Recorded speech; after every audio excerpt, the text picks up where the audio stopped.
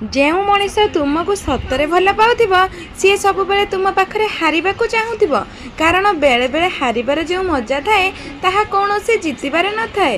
ସେଥିପାଇଁ ପ୍ରକୃତ ପ୍ରେମ କରୁଥିବା ମଣିଷ ତୁମ ପାଖରେ ନିଶ୍ଚୟ ସେ ହାରିଥାଏ। ମଣିଷ ହାରିଲେ ଦୁଃଖୀ ହୋଇଥାଏ, କିନ୍ତୁ ପ୍ରେମରେ ହାରିଲେ ସୁଖୀ ନିଶ୍ଚୟ ହୋଇଥାଏ, କାରଣ ପ୍ରେମକୁ ଖୁସିରେ ଦେଖିଲେ ପ୍ରକୃତ ପ୍ରେମ ନିଜେ ଖୁସି ହୋଇଥାଏ।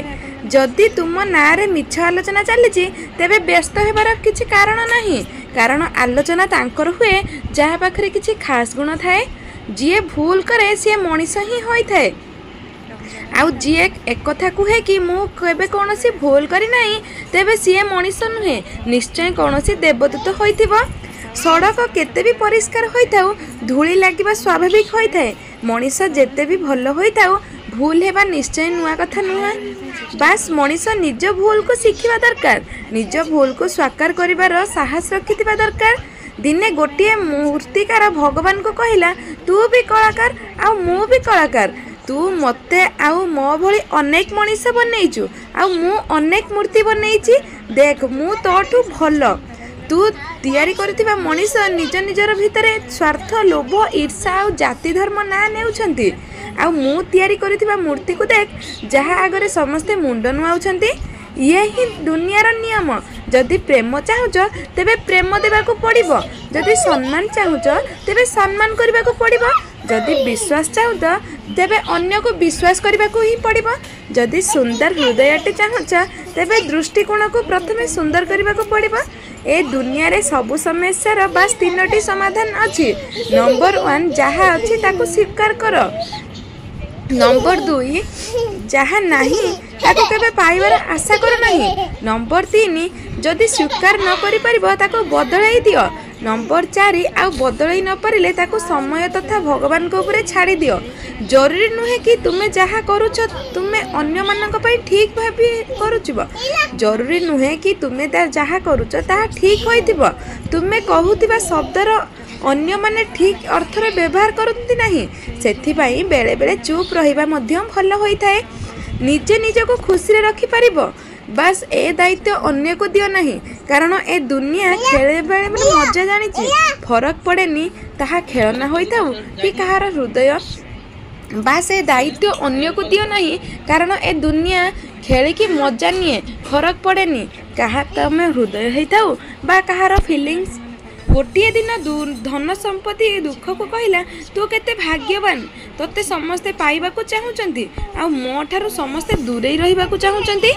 ଧନ ସମ୍ପତ୍ତି ସୁନ୍ଦର ଉତ୍ତରଟିଏ ଦେଲା, ପ୍ରକୃତରେ ତୁ ଭାଗ୍ୟବାନ, କାରଣ ତୋତେ ପାଇ ସମସ୍ତେ ନିଜ ଲୋକଙ୍କୁ ମନେ ପକାନ୍ତି ଆଉ ମୋତେ ପାଇଗଲେ ନିଜ ଲୋକଙ୍କୁ ଭୁଲି ଯାଆନ୍ତି।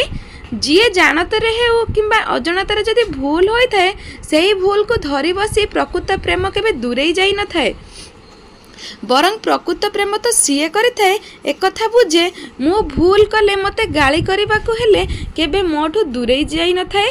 ଯିଏ ଜାଣତରେ ହେଉ କିମ୍ବା ଅଜାଣତରେ ଯଦି ଭୁଲ ହୋଇଥାଏ ସେହି ଭୁଲକୁ ଆପଣମାନେ କ୍ଷମା କରିଦେବା ନିହାତି ଜରୁରୀ ହୋଇଥାଏ। ଏ କଳି ଯୁଗରେ ପ୍ରକୃତ ଭଲ ମଣିଷ ହେବାର ସଂଜ୍ଞା କ'ଣ ମୁଁ ଜାଣିନି, ବାସ୍ ଏତିକି ଜାଣିଛି ଭଲ ମଣିଷ ଏଠି କେବଳ ସିଏ ଯିଏ ଭଲ ଅଭିନୟ କରିପାରିଲା। ଇଏ ଲୁହ ବି କେତେ ଅଜବ ହୋଇଥାଏ, ତାଙ୍କ ପାଇଁ ବହିଥାଏ ଯାହାର ମୂଲ୍ୟ ଆମକୁ ଜଣା ହିଁ ନଥାଏ।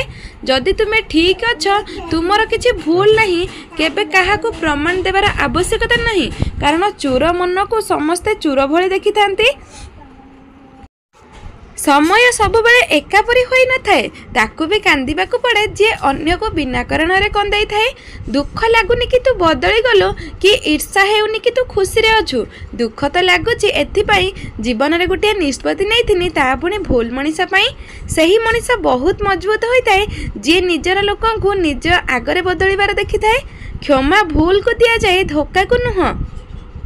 ବିଶ୍ୱାସ ଏବଂ ଧୋକା ଗୋଟିଏ ମୁଦ୍ରାର 2 ପାର୍ଶ୍ୱ ଭଳି ହୋଇଥାଏ। କେତେବେଳେ ମୁଦ୍ରାଟି ଓଲଟି ଯିବ କହି ହୋଇନଥାଏ। ଜୀବନରେ ଭୁଲିଥିବା ସେମାନଙ୍କୁ ଯେଉଁମାନଙ୍କୁ ତୁମେ କେବେ କ୍ଷମା କରିପାରିବ ନାହିଁ, ଆଉ କ୍ଷମା କରିଦିଅ ସେଇମାନଙ୍କୁ ଯାହାକୁ ତୁମେ କେବେ ଭୁଲି ପାରିବ ନାହିଁ। ଇଏ ଜୀବନ ଆମକୁ ଯାହା କିଛି ଦିଏ ତାଠୁ ଅଧିକ ଆମଠାରୁ ଛଡ଼େଇ ନେଇଥାଏ। କିଛି ସମୟ ଚୁପ୍ ରହିକି ଦେଖ, କିଛି ପ୍ରଶ୍ନର ଉତ୍ତର ଆପେ ଆପେ ମିଳିଯାଇଥାଏ। ବହୁତ କିଛି ଦେଇଥାଏ ଏ ଜୀବନ। କାହା ଉପରେ ଭରସା କରିଲେ ଧୋକା ଆଉ ଭରସା ନ କରିଲେ ଏକାପଣ। आमे एबे सही जुगरे बंचुचु जेउठी सरलता को लोक मूर्खर परिचय दियंती। ए रोगर कौनसी मेडिसिन नहीं जे अन्यर उन्नति देखि ईर्षा करिथाए। संपर्क रे थरे भांगीबार विश्वास एवं पुड़ी जाइतबा तरकारी ए दुहींक मध्य खास फरक न थाए। दुईटी जाक सजाड़िबा पई चेष्टा कले आ पूर्व भली स्वाद फेरी आसी न थाए। एते भी सहज नुहे निज इच्छा पूरण करी बंचिबा। किछि निज लोक आखिरे भी जाएनी जेबे आमे किछि मुहूर्त निज पई ही बिताई थाउ। निज ठारू बड़ लोकंक सामने केवल सीए ही मुंड नई थाए जहाँ पाखरे संस्कारर ज्ञान थाए। जीवन आईना अन्य आकु देखैबा पूर्वरु थरे निजे देखिबा बहुत भल होई थाए। कथा फीलिंग्स रे थाए, भल पाइबारे थाए। मेसेज तो कस्टमर बाला ही करि थांती। जदि कौनसी पुआ केवल तुम सौंदर्य को पसंद करुए तेबे तुम्हें बुझी जाओ कि ताहा प्रेम नुहे, ताहा आकर्षणीय मध्य होई थाए। दर्शक बंधु भिडियोटी केमिति लागला कमेंट करने जमाई भूलिबेनी। जदि आम भिडियोटी आपण मानक पसंद आसी थाए ताहले आम चैनल टी गोटे सब्सक्राइब कर दियंतु आ भिडियो को लाइक करबा सहित कमेंट करंतु। केमिति अछंती आपण माने? आमी तो बहुत बढ़िया अछु। आपण माने भलरे रहंतु। प्रभु जगन्नाथ को पर रहुछु। नमस्कार। जय जगन्नाथ।